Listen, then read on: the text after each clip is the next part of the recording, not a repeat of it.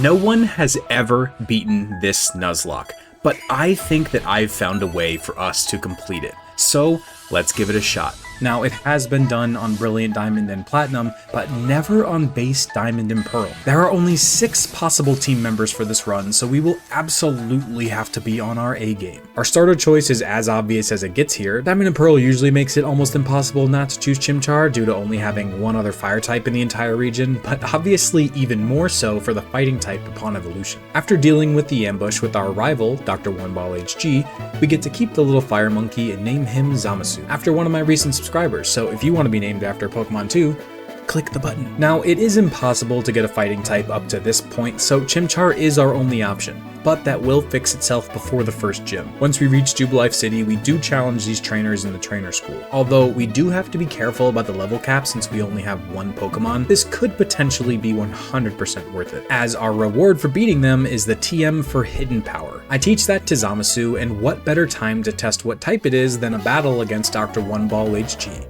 Starly goes down quickly, and now for the moment of truth. We fire off a Hidden Power, and it's super effective. That is incredible, meaning it's either HP Grass or Electric, both of which will be extremely useful for this team. Over past Orberg City, we can find our next team member on Route 207. A Machop that we catch in a Premier Ball, nice, and we name him Legacy. He has a plus defense and minus special attack nature, which is great, but more importantly, Guts. That is absolutely huge. Down in Orberg Mine, we get a chance to confirm our Hidden Power type on a wild Geodude. Simple, really. If it's immune, it's Electric. If it one-shots, it's Grass.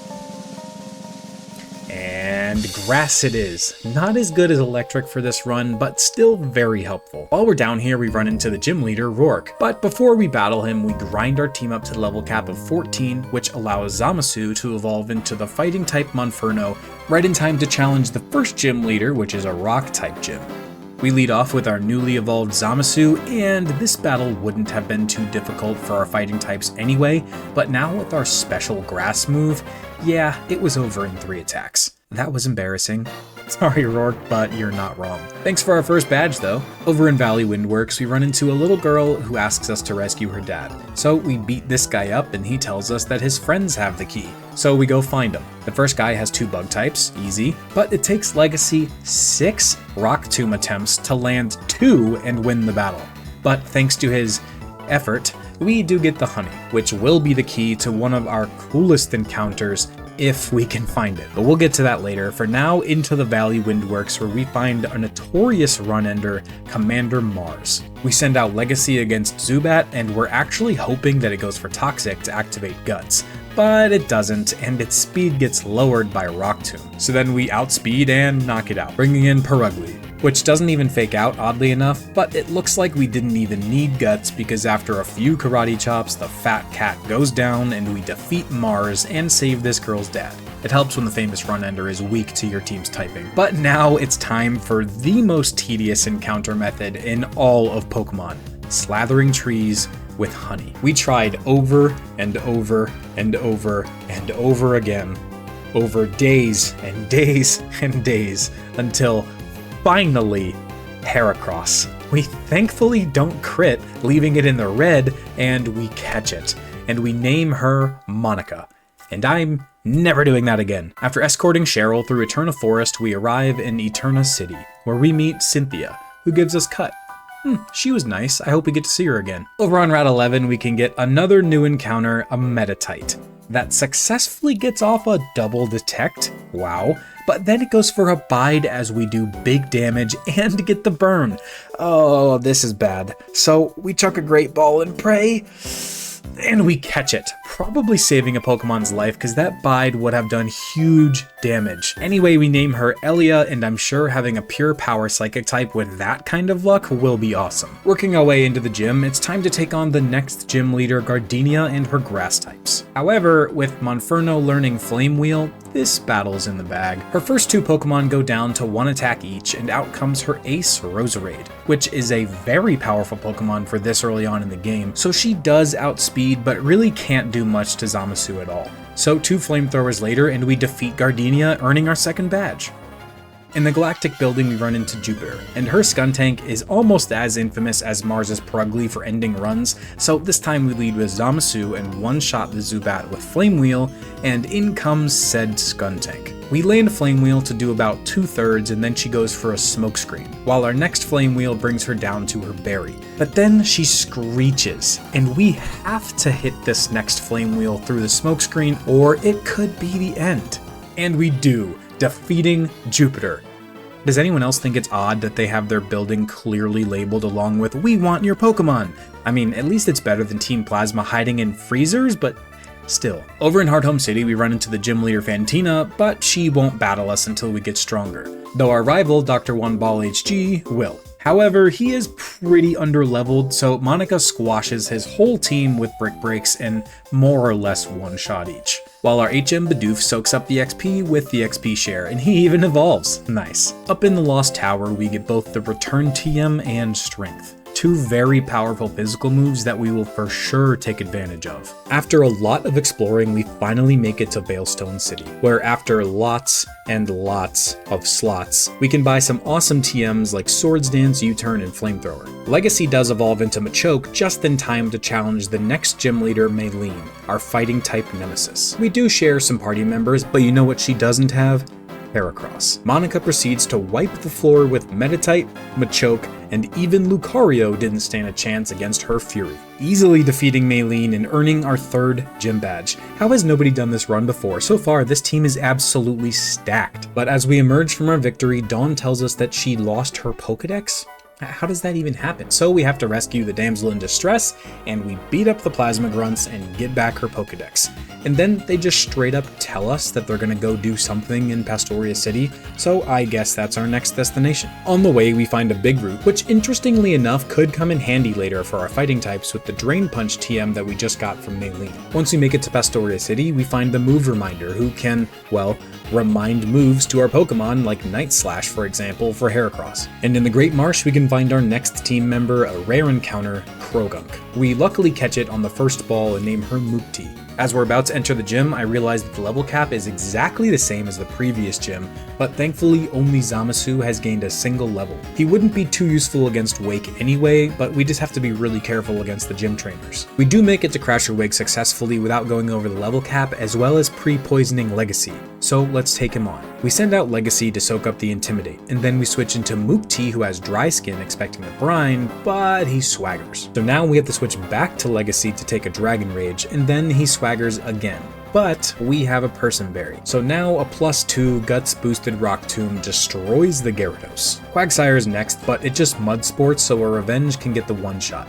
However, when his ace Floatzel comes out, we're too weak to stay in and we switch to Mukti, once again predicting the brine. But we were wrong once again, and Ice Fang hits hard. So we switch into Monica on the next one, and she takes it well, so we can fire off 2 Silk Scarf boosted returns for the kill, defeating Crasher Wake and earning our 4th gym badge. But that one was pretty messy and it could have gotten a lot worse. After we leave the gym, we start chasing down some bad guys, but Dr. One Ball decides to interrupt and battle us, so we send out Zamasu, who sweeps through his entire team very easily. So back to crime fighting, we catch up to him and Monica beats up his cat. But then Cynthia shows up again and sends us on a secret mission. So we complete the mission and cure the Psyduck for Cynthia. Wait, why are you here?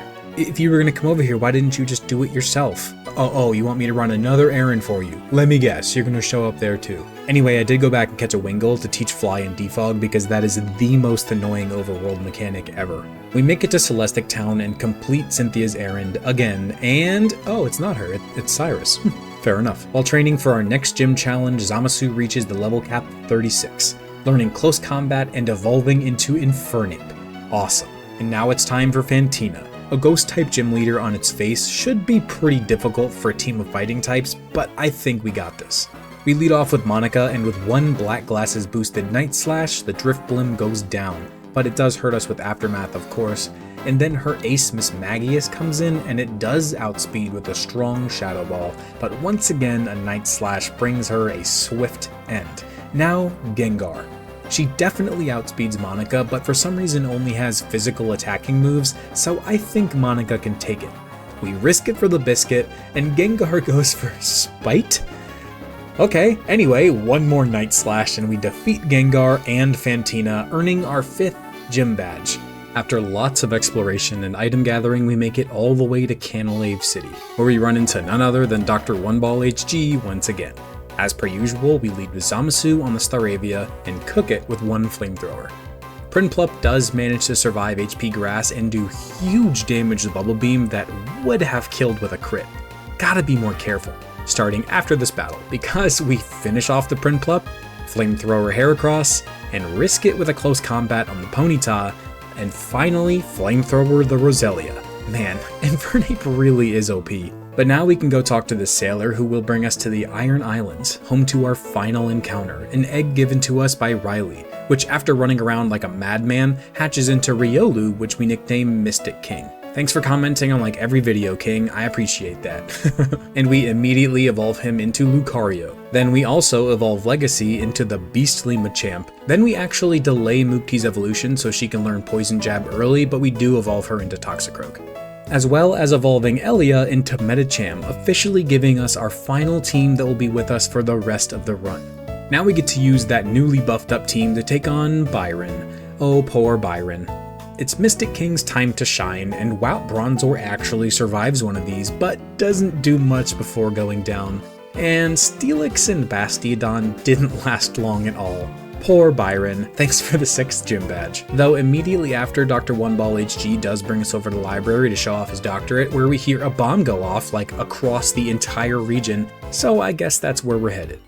We arrive inside the cavern and meet Commander Saturn for a battle. We lead with Mukti this time, and she smashes the Kadabra with Sucker Punch. Up next is a mirror match, so we need to switch. Oh my god, I misclicked it. Oh my god. It's a crit. Okay, that was almost terrible. So now we sent in Legacy, who can tank Toxicroak's attacks and retaliate with Revenge. After a few, it does go down, and out comes Bronzor. However, it doesn't have any Psychic type moves, so a handful more paybacks and we get the kill, defeating Commander Saturn. Oh, we do stop in and grab the Earthquake TM, but then at Lake Verity, Dawn and Rowan are in need of a rescue. So it's time to take on Commander Mars. Leading with Mystic King, we destroy Golbat with Psychic, and then out comes Bronzor, so we switch into Zamasu, who can easily cook it with a flamethrower. The infamous Perugly is next, but is no match for our fully evolved Zamasu, and one close combat smashes the Fat Cat and Commander Mars. Up next is Lake Acuity, but in order to get there, we have to go through Mount Coronet, which requires like 5 different HMs, so we're only able to take 4 usable Pokemon with us, and after dredging through all of that and a blizzard to get there, After we finally get there, we can't even go in, so we go over to Snow Point City and take out all of our frustrations on the Ice-type gym trainers. Now, the next gym leader sadly doesn't really stand much more of a chance than poor old Byron, but let's see what she's got. We of course lead with Zamasu and cook her Snover with a flamethrower. Then she gives me an absolute gift by sending in Abomasnow next, which obviously gets cooked as well. She even sends in Sneasel next to die to a quad effective Mach Punch, saving the hardest for last. Her Medicham survives a flamethrower, but really can't do much to Zamasu at all, so after healing and 2 more flamethrowers, we win the battle and earn our 7th gym badge very easily. This team really is busted. I don't get how nobody's done this. We finally make it to Lake Acuity, but we were too late. Dr. One Ball HG wiped to Jupiter. But before dealing with her, it's time to explore. We find Rock Slide and another Psychic TM to save us from our gambling addiction. But it is time to face our responsibilities. After sweeping through the entirety of Galactic HQ with her newly learned elemental punches, I was finally going to give Elia some screen time here by taking on Cyrus, but I accidentally let her go over the level cap.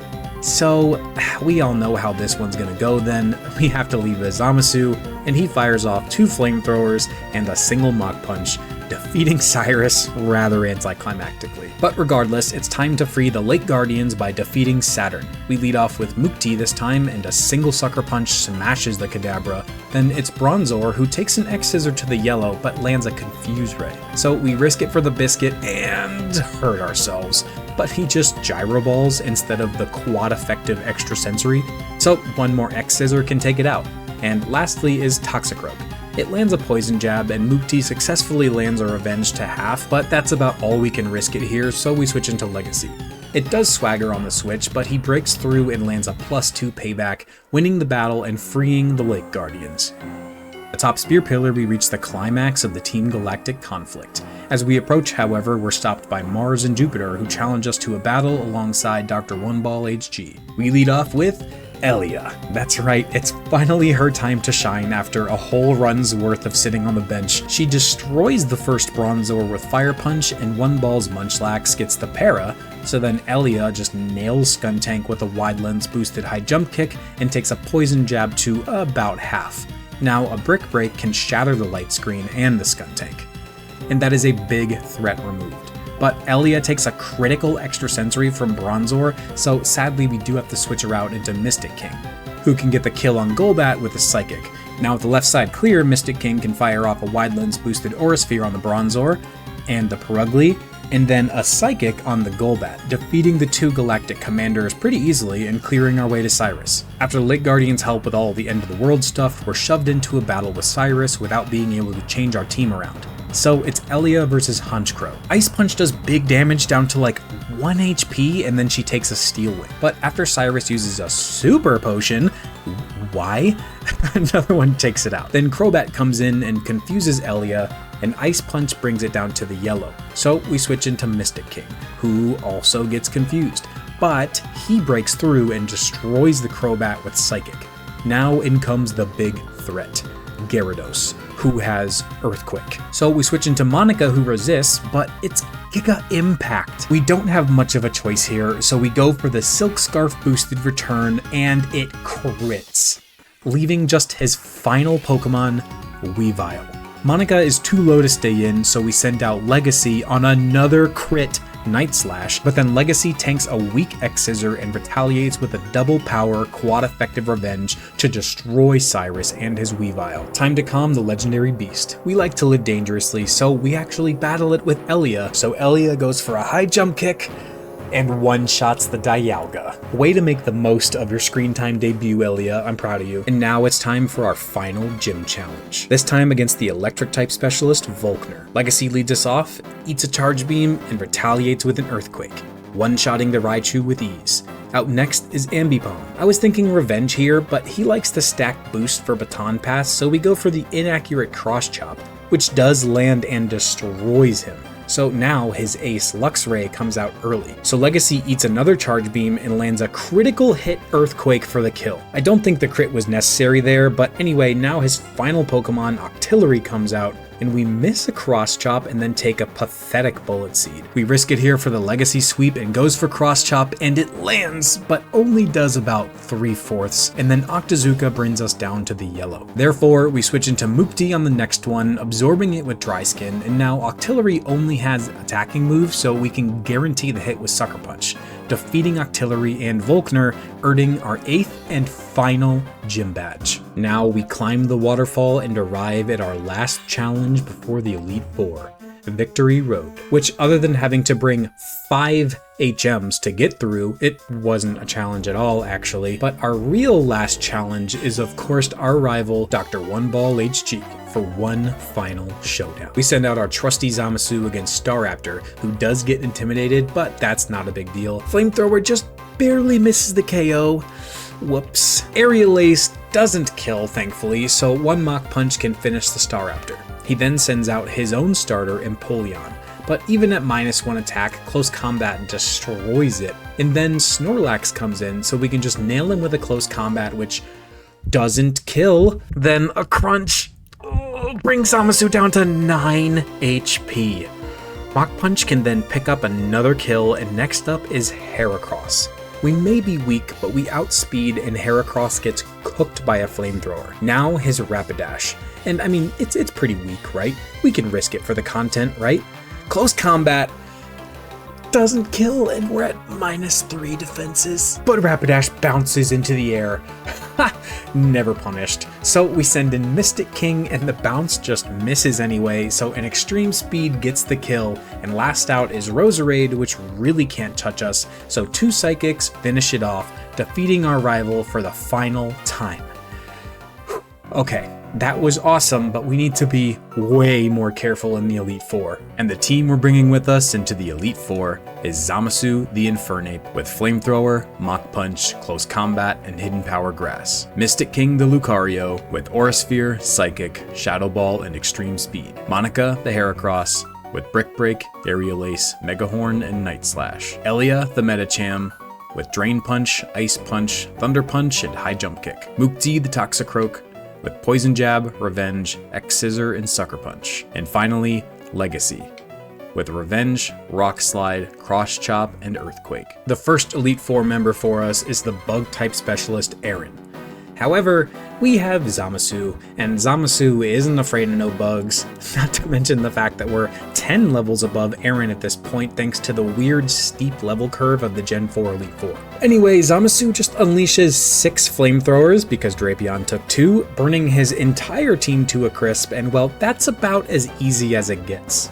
Now let's see if our ease continues against the ground-type specialist, Bertha. Believe it or not, we lead with Zamasu again, due to the fact that he knows Grass Knot and is now holding a Miracle Seed.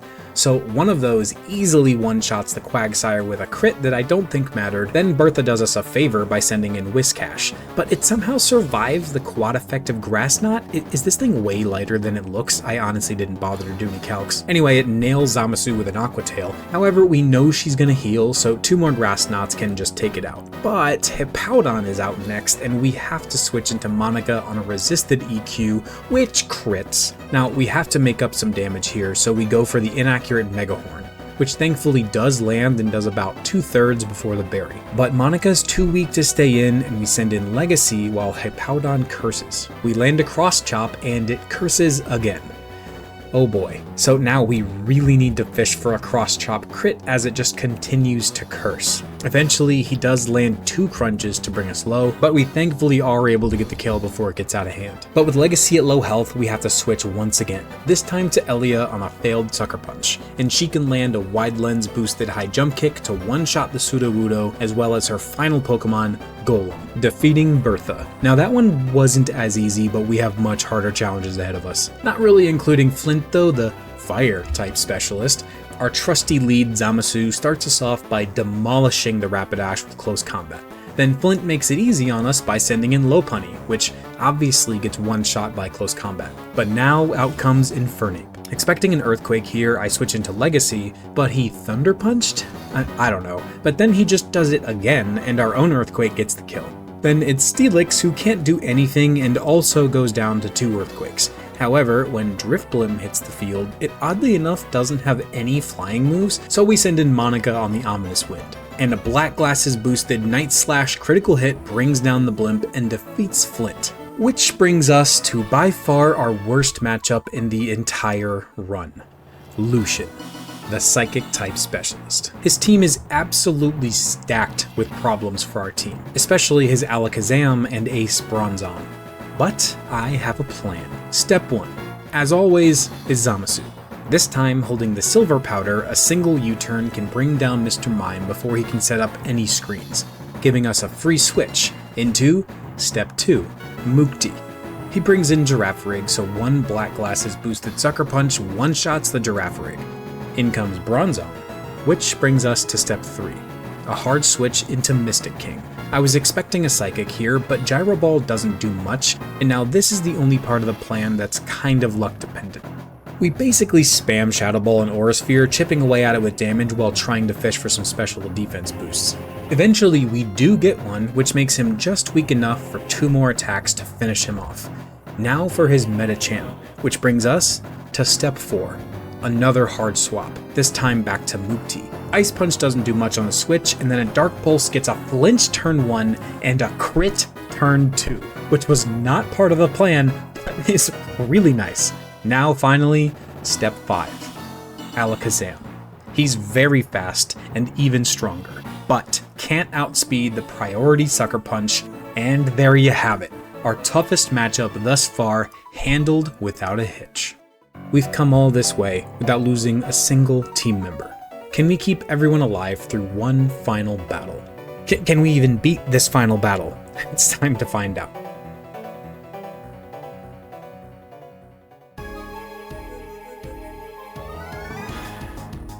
Our oldest and most trusted friend, Zamasu, starts it off with a flamethrower to the yellow. Oddly enough, she just embargoes, so another flamethrower can take out what's normally a pretty difficult Pokemon to handle. Out next is Gastrodon. Thankfully, Zamasu still has Grass Knot, which brings it deep into the yellow, and she responds with a critical hit Stone Edge. But we know she's healing here, so 2 more Grass Knots can get the kill. And out comes her Milotic. We don't have a great counter for her, however, we do have Mukti, and Mukti's dry skin keeps her from doing all that much, so we can Poison Jab, which gets the poison on turn 1, activating Marvel Scale, letting her survive a second one on like 1 HP. So then being hasty, I try to finish it off with a Sucker Punch, but I'm dumb and she heals. Well, rinse and repeat I suppose. Poison Jab does about half as she Aqua Rings, but then she Surfs, healing Mukti almost back to full and allowing a final Poison Jab to finish her off. Thanks, Cynthia. I'm definitely gonna need that against Garchomp. Except, just kidding, I'm definitely not staying in here. I switch into Monica expecting Earthquake, but she Brick Breaks. I'm so confused, but I'm not complaining. Then she just does it again, while Monica fires off a huge Mega Horn.